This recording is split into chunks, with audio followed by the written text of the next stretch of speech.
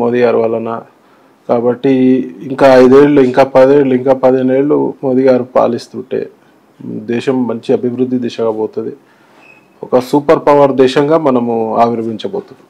Right sir, politics గురించి మాట్లాడుతున్నాం కాబట్టి coming back to AP politics. So ఎలా ఫీల్ అవుతున్నారు? అసలు ఊహించారా ఈ ట్విస్ట్ ని? 100% నేను ఎక్స్పెక్ట్ చేసిందే.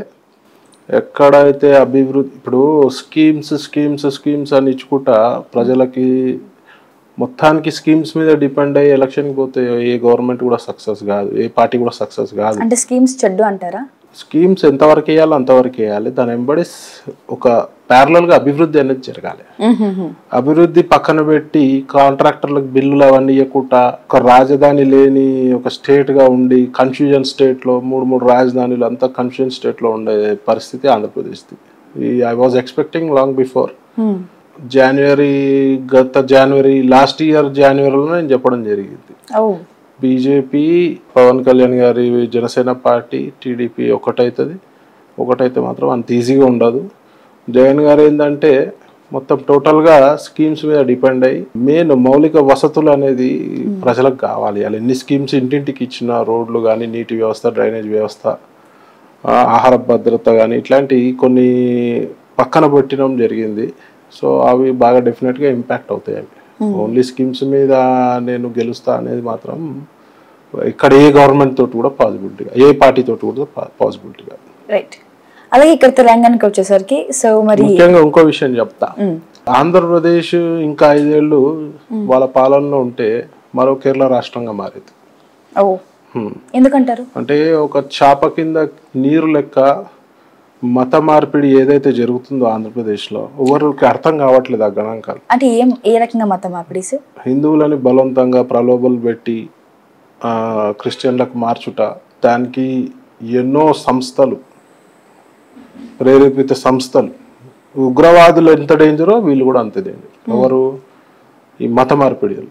సో వాళ్ళు చాప కింద నీరు లెక్క వాళ్ళ పని వాళ్ళు సైలెంట్గా చేసుకుంటూ పోతూ హిందువులను ముఖ్యంగా టార్గెట్ చేస్తూ మత మార్పిడికి ప్రోత్సహిస్తూ డబ్బులు అవసరం ఉన్న వాళ్ళకి రకరకాల ప్రలోభాలకి ప్రేరేపిస్తూ మరి మత మార్పిడి జరుగుతుంది. ముఖ్యంగా దేవాలయ పరిస్థితులు అధ్వానంగా తయారవుతున్నాయి. హిందుత్వం అనేది ఆంధ్రప్రదేశ్లో అధ్వానంగా ఉంటుండే. నాకు ఇప్పుడు చంద్రబాబు నాయుడు గారు మా కూటమి రావడం చాలా అదృష్టంగా చాలా హ్యాపీగా భావిస్తున్నాం. ఎందుకంటే ఏదైతే ఇట్లాంటి అన్ని జరుగుతున్నాయో ఆగుతాయి. దేవాలయాల సొమ్ము దేవాలయాలకే చెందాలి. దేవాలయాలు వేసిన డబ్బు హిందూ సంక్షేమానికి చెందాలి, వేరే పరమతాలకు చెందొద్దు. ఎందుకంటే ఒక హిందువుగా గుడిలోకి వెళ్ళి హుండీలో డబ్బులు వేస్తున్నట్టు నా సెంటిమెంట్కి నేను వేస్తున్నా. హిందువుని కాబట్టి నా గుడిలో నా దేవుడి భక్తితోటి మొక్కులు ఉన్నాయి వేస్తున్నాం. ఆ డబ్బు తీసుకుపోయి వేరే మతాలకి వాడితే మాత్రం ఒప్పుకునేది లేదు. చాలా జరిగినాయి అక్కడ, దారి మళ్లింపులు చాలా జరిగినాయి. సో దేవాలయ సొమ్ము వేరే వాటికి వాడడం జరిగింది. అది నేనైతే అస్సలు ఒప్పుకోలేదు. దేవాలయాల సొమ్ము పేర్లు అవన్నీ ఎందుకు అవసరం లేదు. చాలా జరిగినాయి సంఘటనలు. తిరుపతిలో కూడా ఆ డబ్బు ఎడికి పోతుందో ఒక శ్వేతపత్రం రిలీజ్ చేయమని చెప్తే కూడా ఎవరు పట్టించుకునే పరిస్థితి. తిరుపతి డబ్బు ఎక్కడ పోతుంది? తిరుపతి తిరుమల ఆదాయము హిందువుల సంక్షేమానికి ఈ మత మార్పిడికి ఏంటి సంబంధం? అన్ని సైడ్ ట్రాక్ పోతున్నాయి. మా మతము సెంటిమెంటల్ గా వేసిన డబ్బు మా మత ప్రయోజనాలకి వాడాలి. వేరే దేవాలయకు గాని, గోవుకు గాని, పూజలకు గాని, పురస్కారాలకి, యజ్ఞాలకి, యాగాలకు వాడాలి. నువ్వు తీసుకుపోయి వేరే మతాలకి, చర్చిలకి, మస్జిద్లకి నడవదు కదా. అట్లాంటి దారి బతకొద్దా ఏపీలో? మా డబ్బుతో ఎందుకు బతకాలి? మీరు మీ డబ్బుతో ఈక్వలే అందరూ. మేము ఎందుకు వేస్తున్నాం డబ్బు? సెంటిమెంటల్ గా మా హుండీలో మా దేవుడికి చెందాలని మేము డబ్బు వేస్తున్నాం కదా. ఆ డబ్బు ఎవరికి చెందాలి? డబ్బు మీద రైట్ ఎవరికి ఉండాలి? డబ్బులు ఇవ్వరు కదా దేవుడు స్వయంగా. మా డబ్బులు మీరు వాడే రైటే లేదండి. మీరు చర్చి నుంచి డబ్బులు తీసుకొని హిందువులకు ఇస్తుర్రా, మస్జిద్లకు వెళ్ళి డబ్బులు తీసుకుపోయి హిందువులకు ఇస్తుర్రా? మీరు ఇయ్యరు.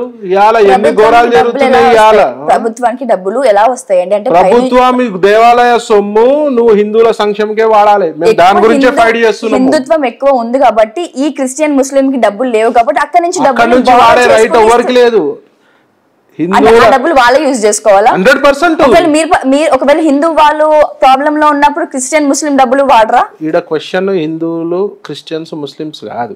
ఈడ క్వశ్చన్ మేము సెంటిమెంటల్ గా వేసిన డబ్బులు, వినండి, మేము సెంటిమెంటల్ గా వేసిన డబ్బులు, మేము మా మొక్కులని మేము గుళ్ళకి వేస్తే ఆ గుడి డెవలప్మెంట్, దానికి సంబంధించిన వేరే గుళ్ళ డెవలప్మెంట్ కు మాత్రమే వాడాలి. చెప్పలేదు కదండి, ఏ దేవుడు చెప్పే పని లేదు. మేము మా సెంటిమెంట్లను మీరు గౌరవించాలి, మా సెంటిమెంట్లను మీరు గౌరవించాలి. అది వేరే, అది వేరే. గవర్నమెంట్ లేదా అండి? గవర్నమెంట్ ఫండ్ లేదా? గమ్మతే ఉన్నది. దేవాలయాలపై ఎందుకు ఆధారపడాలి? గవర్నమెంట్ దేవాలయాలపై ఆధారపడాలా? అదే మీరు గమ్మత్ మాట్లాడతారు. మీరు గవర్నమెంట్ దానికి సంక్షేమ పథకాలు తీసుకొని ఇచ్చుకోండి, ఎవరు వద్దంటారు దానికి. మా యొక్క సెంటిమెంటల్ సొమ్ము మేమే వాడుకోవాలి.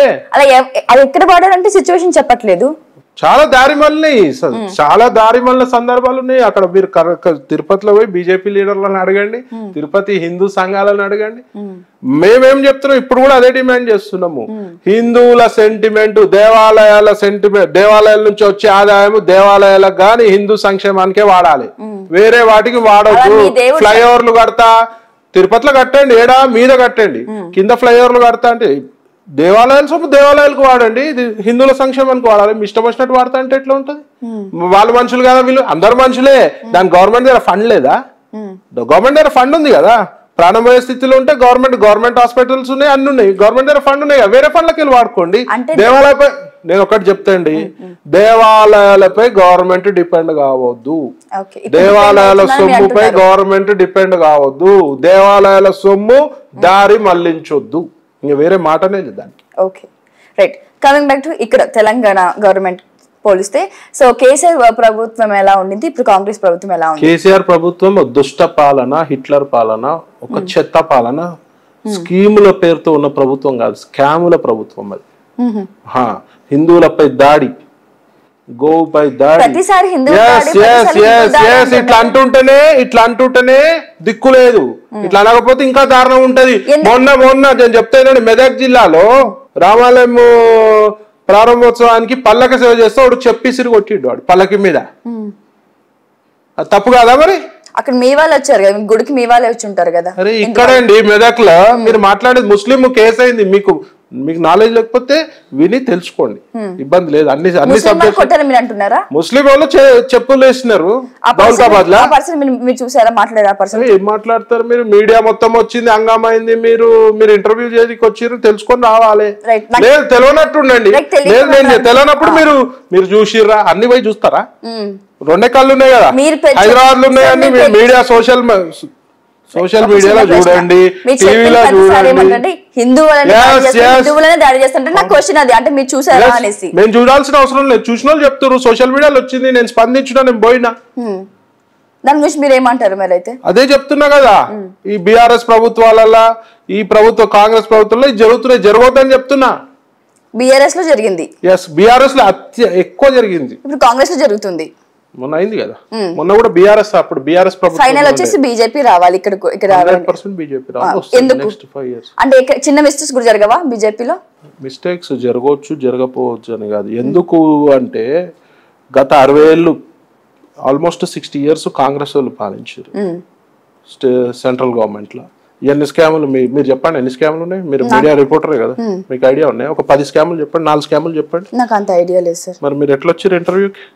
నేను అంత స్కాములు అని చెప్పి అంత ఎందుకు రావాలి అంటే, అరే స్కాములు ఏమున్నాయి, పెద్ద పెద్ద స్కాములు ఉన్నాయి చెప్పండి.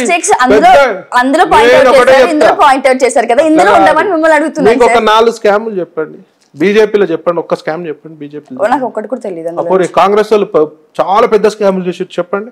మరి మీరు రిపోర్టర్ ఎట్లా అయ్యారు? మీరు అది తెలియక మిమ్మల్ని అడుగుతున్నాను. నన్ను అడగడానికి నేను మీ టీచర్నా?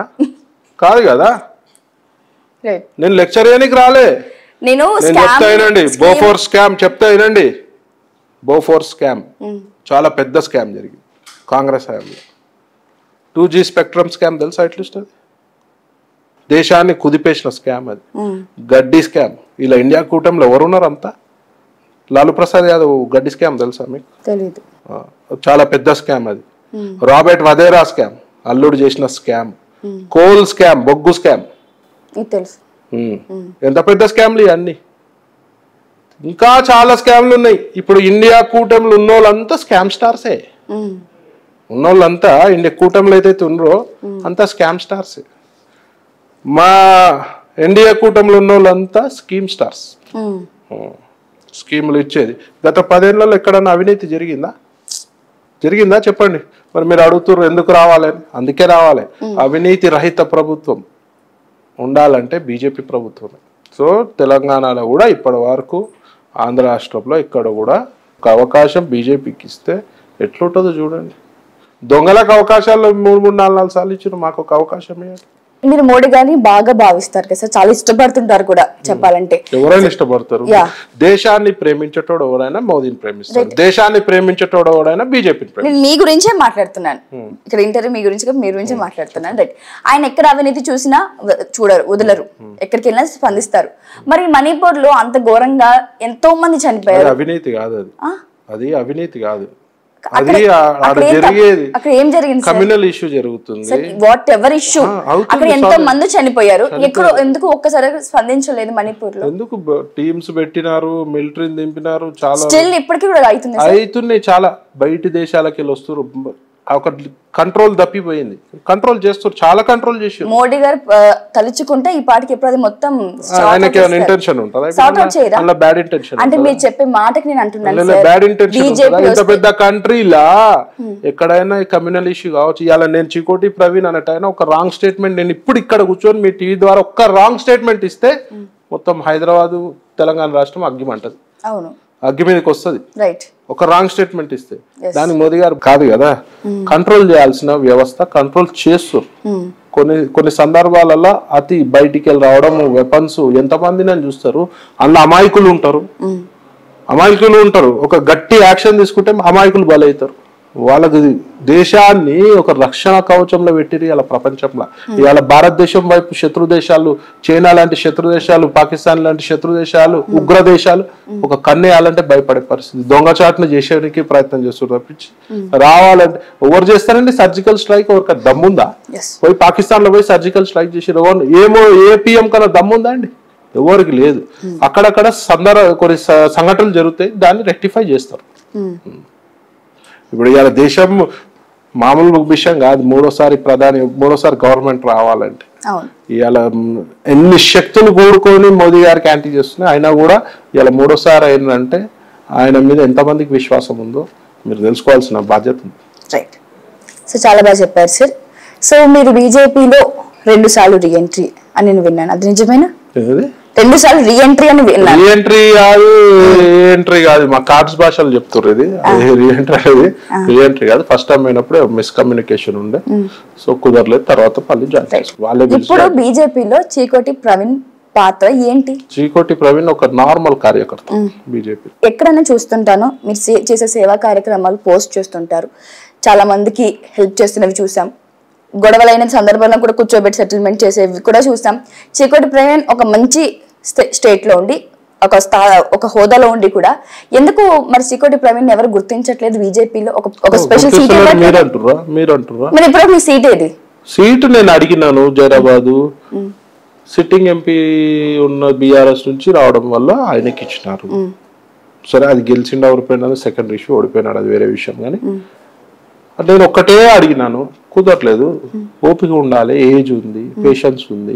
ఇవాళ 6 నెలలు అయింది నేను బీజేపీలో జాయిన్ అయ్యి. ఎంబడి వచ్చి నాకు ఈ పదవి ఆ పదవి అని ఆశపట్టుని కాదు. నేను ఇచ్చిరా ఓకే, ఇయ్యలేదంటే ఇంకా నో ప్రాబ్లం. అసలు మనం ఫస్ట్ పార్టీ గురించి కష్టపడాలి. కష్టపడ్డాక అప్పుడు రిజల్ట్ రాకపోతే బాధపడాలి. 1% కూడా నేను ఫీల్ కావాలి. ఎందుకు ఫీల్ కావాలి? పార్టీ సరైన సమయంలో గుర్తిస్తుంది, డెఫినెట్ గుర్తిస్తుంది. ఇవాళ ఒక నార్మల్ కార్యకర్తను తీసుకుపోయి రాజస్థాన్ ముఖ్యమంత్రి చేశారు. నేను వచ్చి 6 నెలలు అయిందమ్మా. నేను టైం పీరియడ్ తక్కువ టైం అని 100% నేను మొత్తం అన్ని అసెంబ్లీలో అన్ని కాన్స్టిట్యున్సీలు తిరిగిన, పార్లమెంట్ లో ఆల్మోస్ట్ ఎవ్రీ పార్లమెంట్ తిరిగిన. ఇంకేం కావాలి? ఒక స్టార్ 6 నెలలు అవుతుంది బీజేపీలో. కానీ మీరు సొసైటీలో చాలా ఫేమ్ కదా, మీకు ఒక స్పెషల్ ఫ్యాన్ బేసే ఉంది.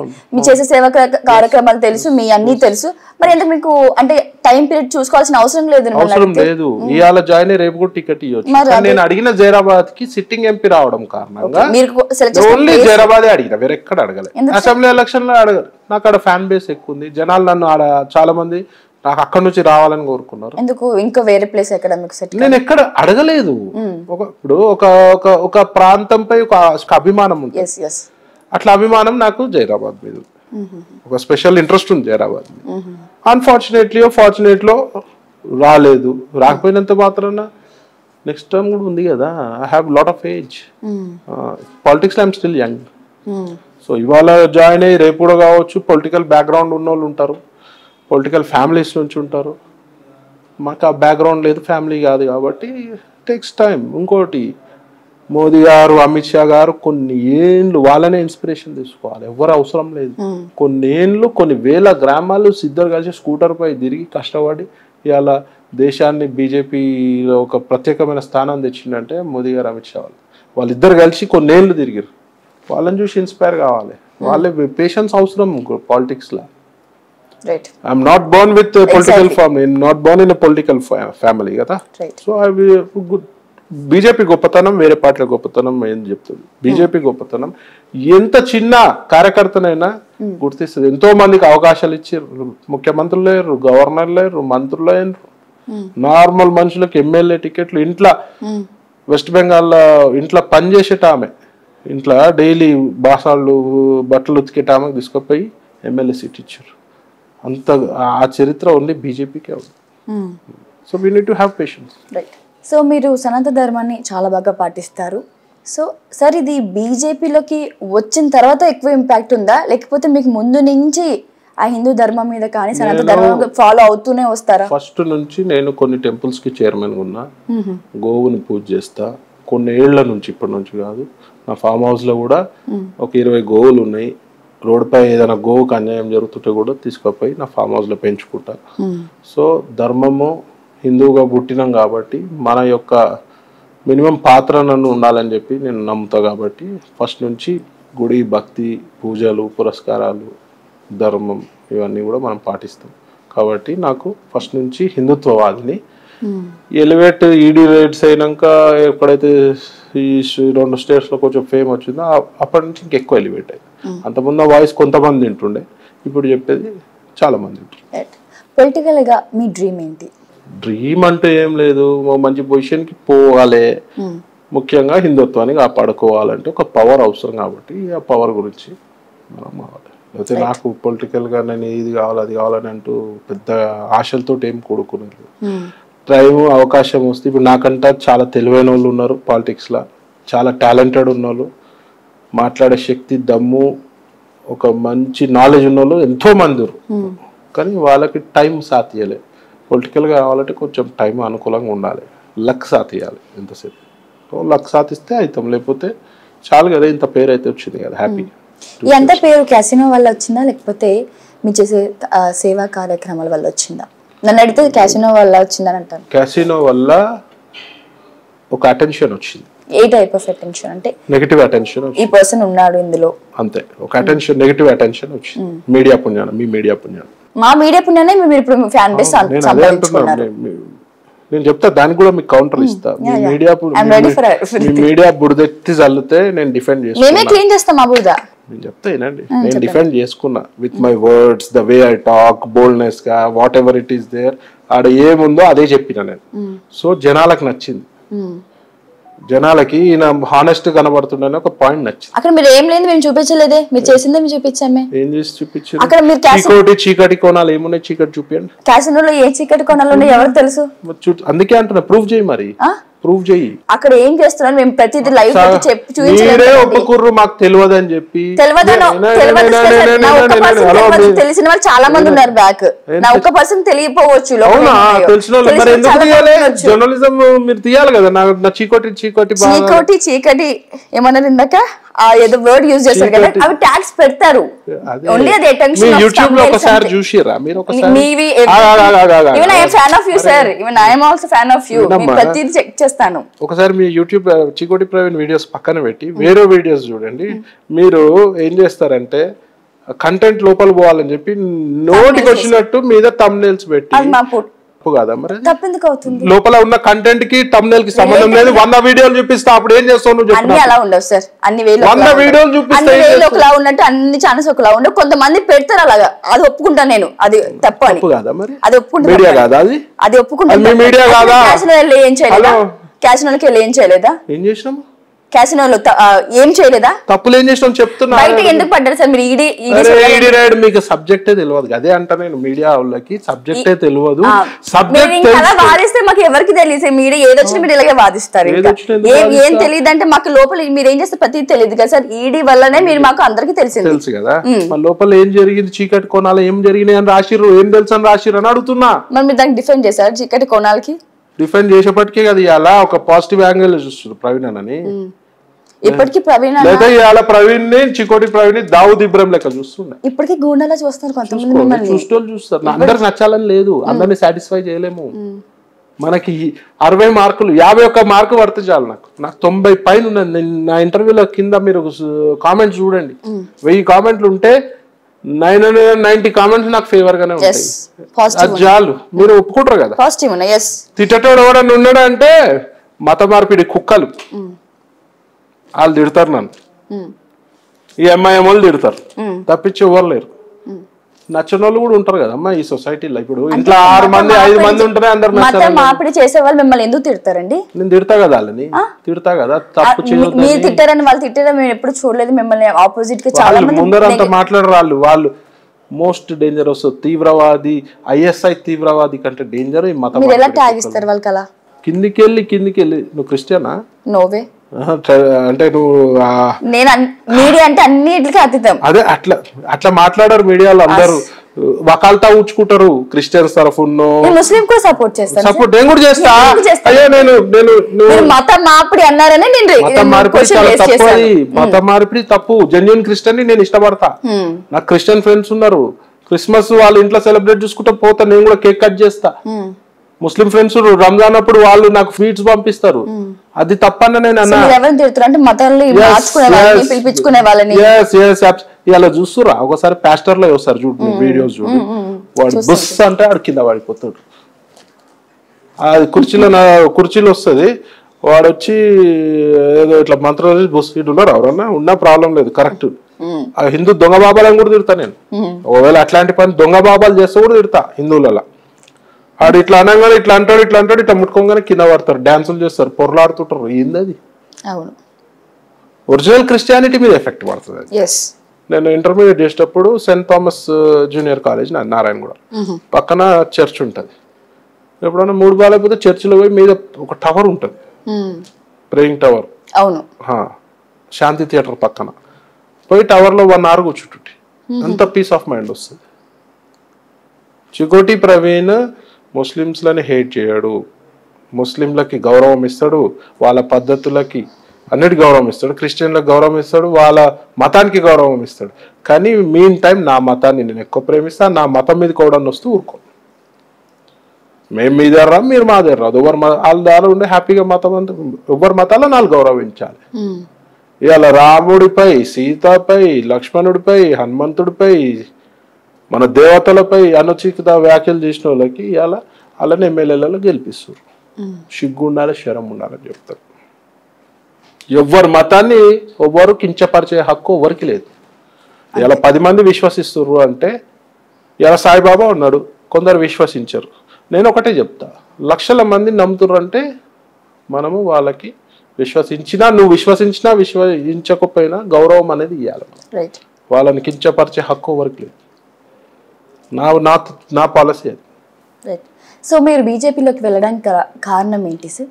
ముఖ్యంగా అయితే నేను నా హిందుత్వాన్ని కాపాడుకోవాలంటే. ఎక్స్పెక్ట్ చేశాను ఈ ఆన్సర్. ఎక్స్పెక్ట్ కాదు, ఇట్ ఈస్ ఫ్యాక్ట్.